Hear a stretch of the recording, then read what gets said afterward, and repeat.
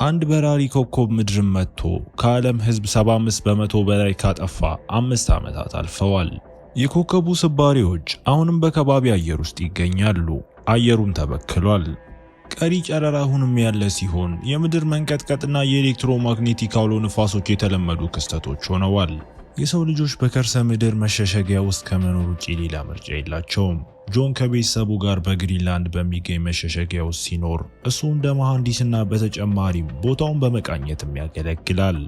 ይህም ማለት የኬሚካል መከላከያ ልብስ በመልበስ አልፎ አልፎ ከመሸሸጊያው እየወጣ የዓለምን ሁኔታ የመቃኘት እድል አለው ማለት ነው። አንድ ቀን በመሬቱ ላይ ሌላ ስንጥቅ እንደተፈጠረ አስተውሎ ስንጥቆቹ እየሰፉ መሆናቸውን ተረድቶ ከዚያም ጆን ወደ ባህር ዳርቻው ሄዶ እዚያም ከተከሰከሰ መርከብ ጋር ብዙ የህይወት አድን ጀልባዎችን ያገኛል። በመጀመሪያ እያንዳንዱን ጀልባ ቢፈትሽም ነገር ግን በማናቸውም ውስጥ ጠቃሚ ነገር አያገኝም። ከዚያም በቀዳዳ በኩል ወደ መርከቡ ገብቶ ይዟቸው የሚሄዳቸውን አንዳንድ ጠቃሚ መሳሪያዎችን አግኝቶ ወደ ውስጥ ጠለቅ ብሎ ሲገባ የሁሉንም የመርከቡ ሰራተኞች አስክሬን ተመልክቶ በአንድ መሳቢያ ውስጥ የሚያምር አበባ ያለበት ማስታወሻ ደብተር ሲያይ እሱንም ወስዶት በዚያ ቅጽበት ከመሸሸጊያው የሆነ ሰው በሬዲዮ አውሎ ንፋስ እየመጣ መሆኑን አስጠንቅቆት የኤሌክትሮማግኔቲክ አውሎ ንፋሱ ከአስገራሚ ፍጥነት ጋር ከኋላው እየተከተለው ሳለ ጆን በተቻለው ፍጥነት መሮጥ ይጀምራል። እንደ ዕድል ሆኖ ጆን አጥሩን ዘሎ በመግባት አውሎ ንፋሱ ከመድረሱ በፊት መሸሸጊያውን በጊዜ ለመዝጋት ተሳክቶለት ቡድኑ ከብክለቱ ካጸዳዳው በኋላ ጆን ለሞት ምን ያህል ተቃርቦ እንደነበር እያሰላሰለ በድንጋጤ ይቀመጣል። የአእምሮ ሐኪሙን ለማግኘት ወስኖም አሁን ያለው የዓለም ሁኔታ ምን ያህል እንግዳ ስሜት እንዲሰማው እንደሚያደርገው አካፍሎት ለሐኪሙም ሁሉም ሰው በስነ ልቦና ጉዳት ውስጥ እያለፈ እንደሆነና ነገር ግን ደህና እንደሆኑ እያስመሰሉ እንደሆነ ሲገልጽለት ስለዚህ ጆን ማስመሰሉን እንዲያቆምና ለቤተሰቡ የበለጠ ግልጽ እንዲሆንም ይመክረዋል። ይህ በእንዲህ እንዳለ የጆን ሚስት አሊሰን ሀብት እያለቀባቸው መሆኑን ከሚያሳስባቸው ሌሎች የመሸሸጊያ መሪዎች ጋር ስብሰባ ላይ ናት። አሊሰን ጆን በሰላም መመለሱን የሚገልጽ ማስታወሻ ሲደርሳት ዶክተር አሚና ስለ ኮሚቱ ጉድጓድ ከሌሎች መሸሸጊያ ውስጥ ያሉ ሳይንቲስቶች ጋር በመሆን የሰበሰበችው መረጃ ታካፍላለች። የጉድጓዱ ስፋትና ቅርጽ የጨረር አውሎ ንፋሶች በአቅራቢያው እንዳይፈጠሩ የሚከላከል ሲሆን ጥልቀቱም የተበከለ አየር እንዳይገባ ይከላከላል። ይህ ለኑሮ ምቹ የሆነ አስተማማኝ ቦታ እንዲሆን ቢያደርገውም ሆኖም አዳም ጉድጓዱን በደቡብ ፈረንሳይ እንደሚገኝና በአውሮፓ ውስጥ የእርስ በርስ ጦርነት እንዳለ ያስታውሳቸዋል።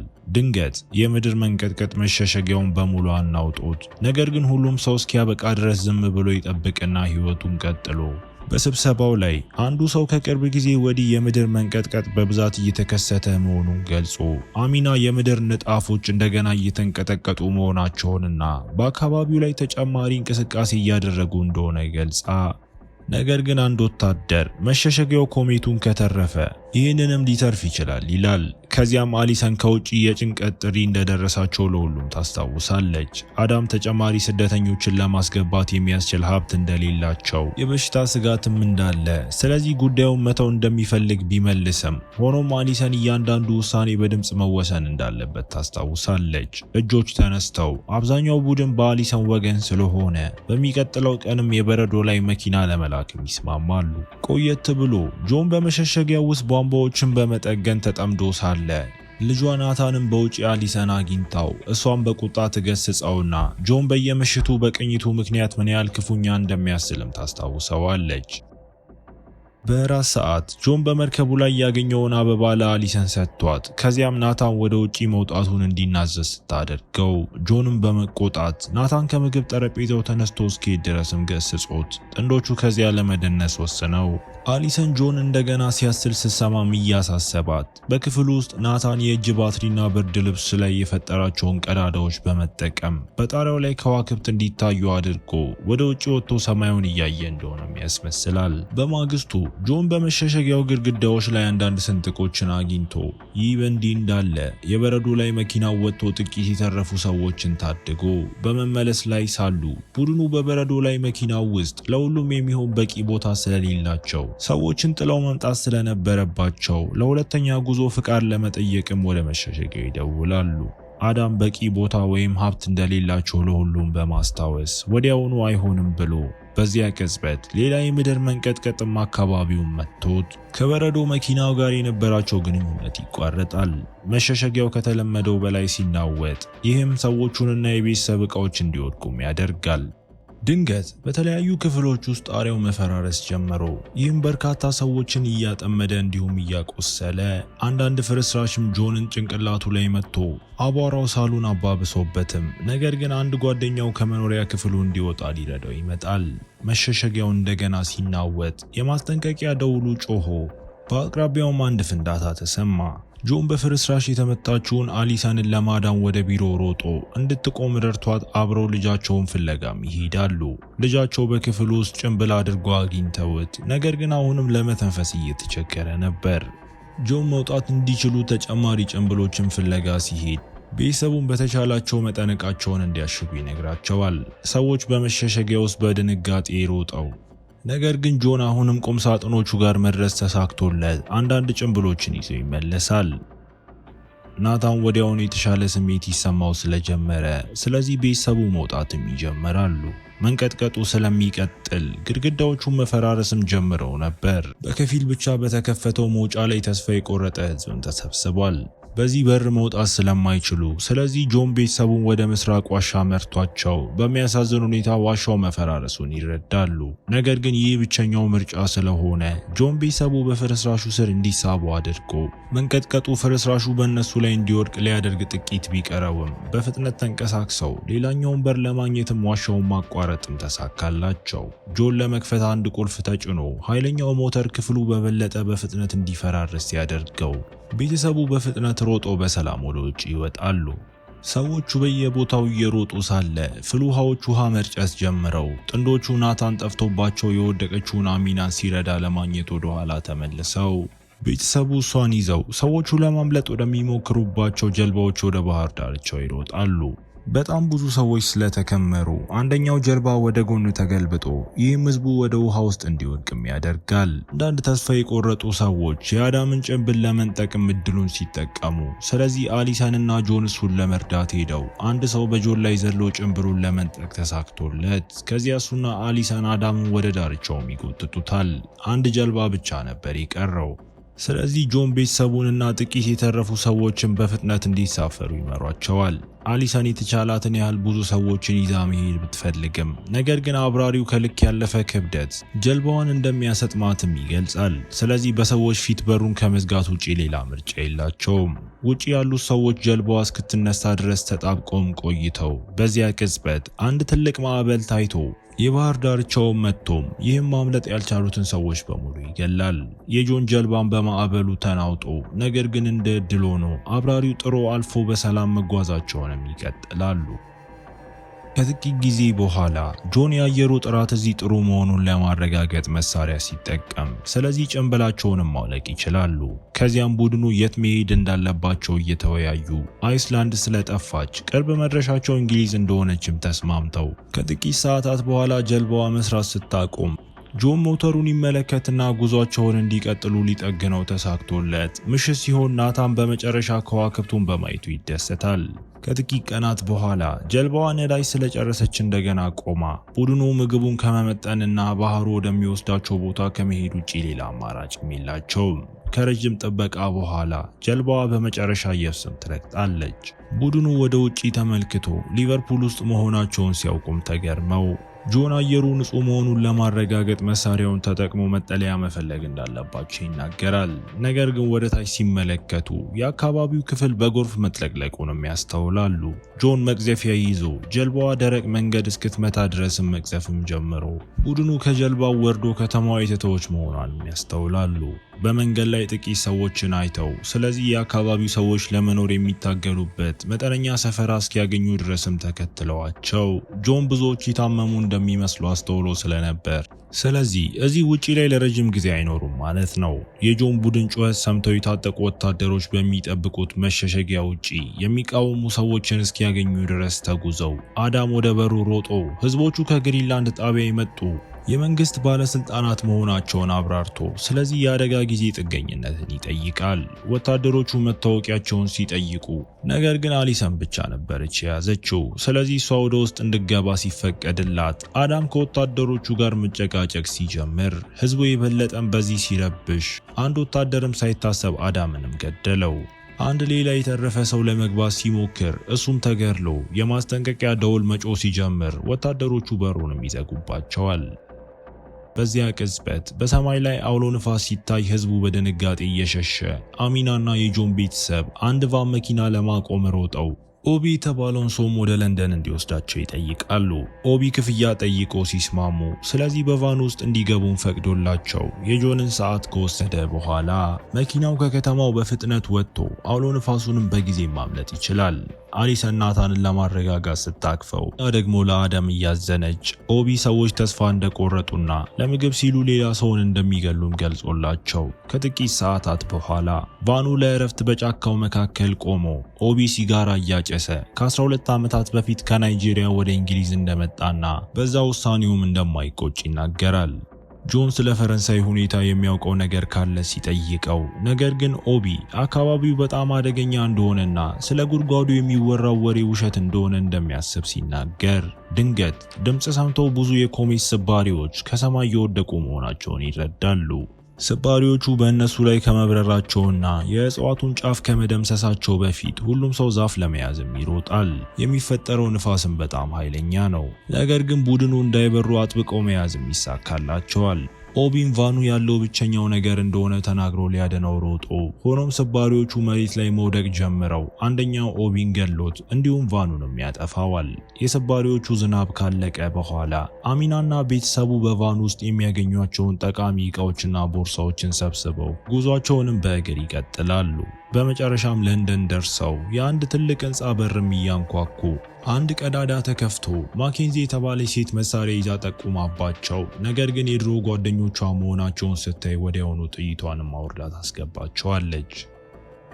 ከዚያም ህንጻውን አሳይታቸው ይህም ህንጻ የአረጋውያን መርጃ መሆኑንና እዚህ የሚኖሩ ሰዎች በሙሉ አረጋውያን መሆናቸውን ገልጻ ማኬንዚ ይህንን ክፍል መለየት እንደቻለችና ጀነሬተሩ የአየር ማጣሪያ ስርዓቱን እያሰራው እንደሆነ ገልጻ ቡድኑ ለእራት በሚሆን ምግብና መጠጥ በማግኘትም ዘና ለማለት እድል አግኝተው ጆን ስለ ጉድጓዱ ሲጠይቃት ማኬንዚ ወሬውን ሰምታ እንደሆነ ነገር ግን እውነት መሆኑን እንደማታውቅ ትናገራለች። በመንገዶቹ ላይ ጩኸትና የተኩስ ድምጽ ሲሰማ ማኬንዚ ለንደን ከእንግዲህ አስተማማኝ እንዳልሆነች አረጋግጣ ቆየት ብሎ አሊሰን ለመተኛት ብትሞክርም ነገር ግን ጆን በመታጠቢያ ቤት ውስጥ ሲያስልም ትሰማዋለች። መታጠቢያ ውስጥ ስትመለከት ደም አግኝታ ጆን ተራ የአፍንጫ ደም መፍሰስ እንደሆነ ለመናገር ሲሞክር ነገር ግን አሊሰንም አታምነውም። ስለዚህ ጆን ሚስጥሩንም በመጨረሻም ይገልጻል።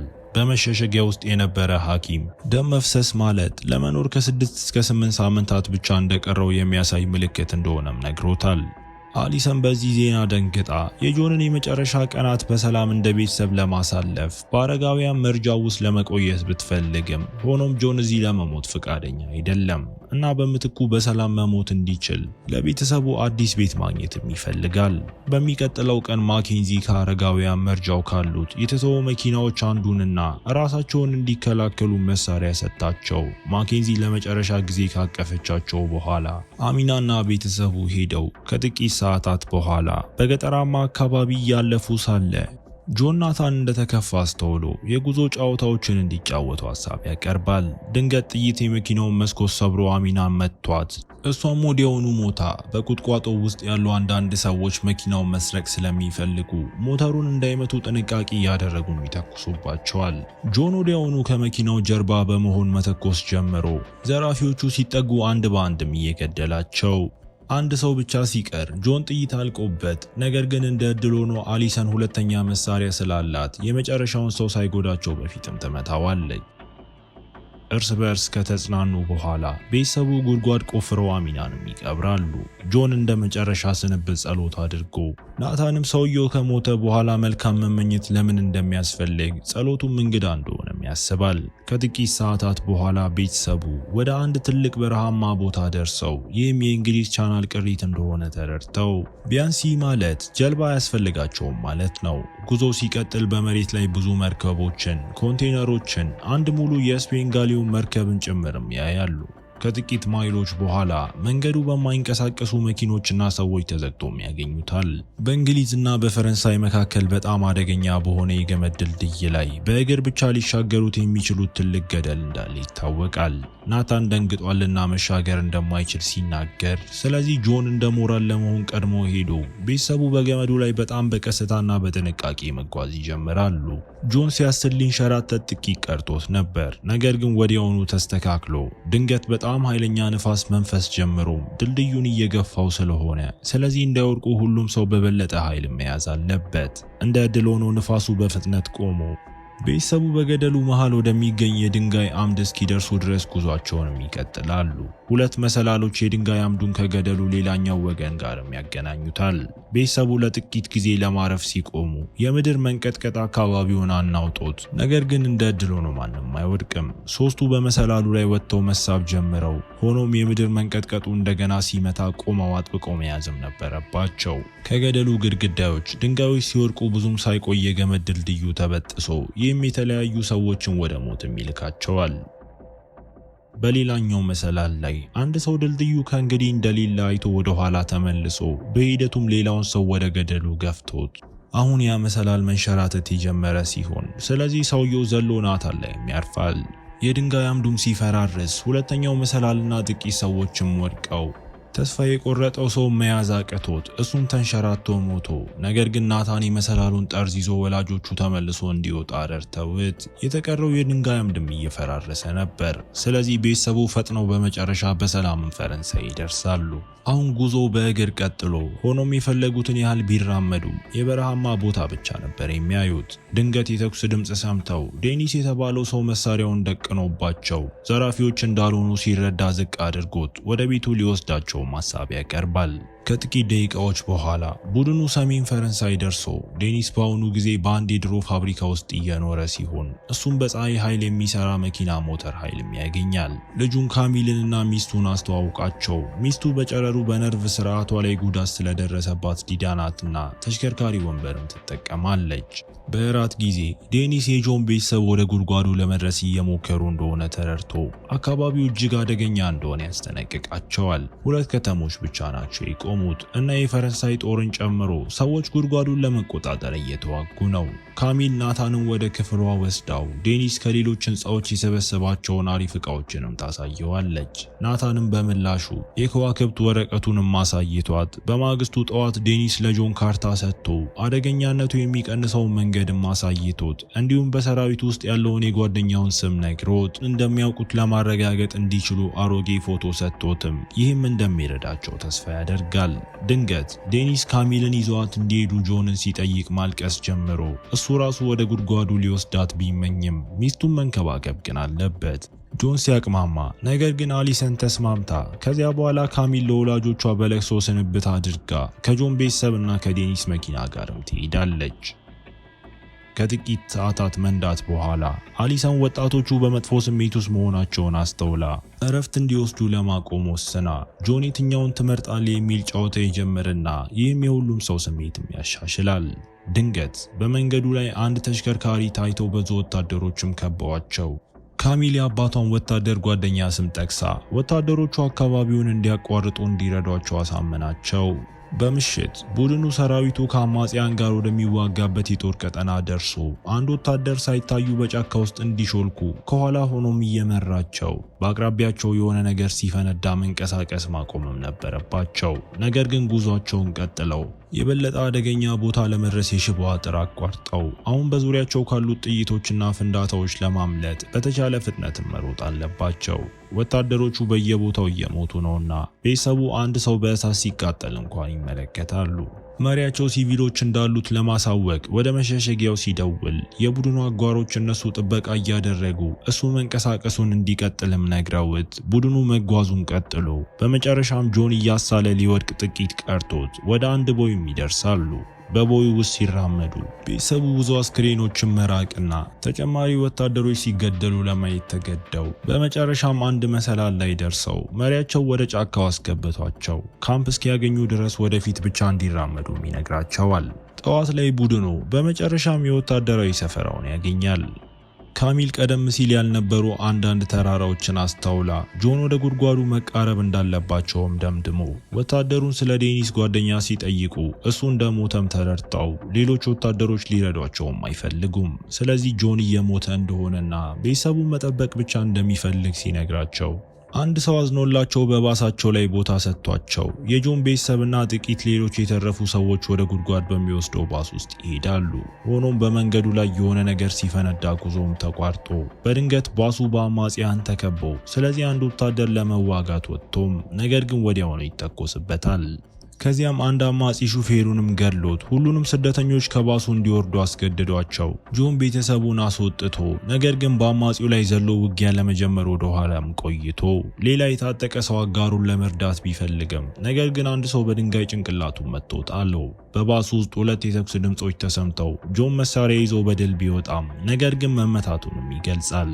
ሁሉም እንደገና ባሱ ላይ ተሳፍረው አሊሰን ስትነዳ ናታን የጆንን ቁስል ተጭኖም ይዞ ከጥቂት ጊዜ በኋላ ወደ አዲሱ ተራራው ጫፍ ደርሰው ቤተሰቡ ጆን ጉድጓዱን እስኪያገኙ ድረስ እንዲራመድ ረድተውት ወሬው እውነት ሆኖ የተገኘ ሲሆን ጉድጓዱ ለም መሬት ያለውና ምንም ብክለት የሌለበት እንደገና ሕይወትን ለመጀመርም ፍጹም የሆነ የሚያምር ቦታ ነው። በዚያ ቅጽበት ጆን ወድቆ ቤተሰቡ ከመሞቱ በፊትም መጨረሻ ስንብት ለማድረግ ከበውት ናታን የአባቱን ጸሎት እየደገመ ሁሉም እያለቀሱ እያሳየን ፊልሙ እዚህ ጋር ይጠናቀቃል። እስከ መጨረሻው አብራችሁኝ ስለነበራችሁ አመሰግናለሁ። በቀጣይ ቪዲዮ እስክንገናኝ መልካም ጊዜ